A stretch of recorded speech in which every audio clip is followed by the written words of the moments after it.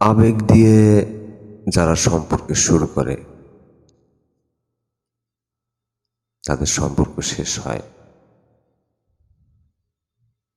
সম্ভ্রম, অপবিত্রতা দিয়ে, এবং খুব দ্রুতই শেষ হয়ে যায়।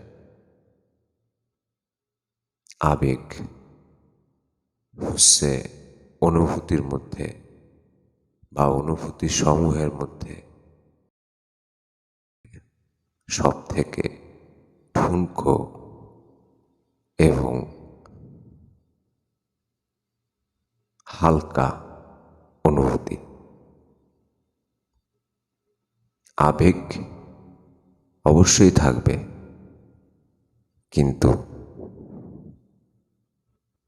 আবেগের জন্য ভুল করবেন না। ধন্যবাদ প্রিয় পৃথিবীবাসী। আবেগ মানুষকে ধ্বংস করে। ধন্যবাদ।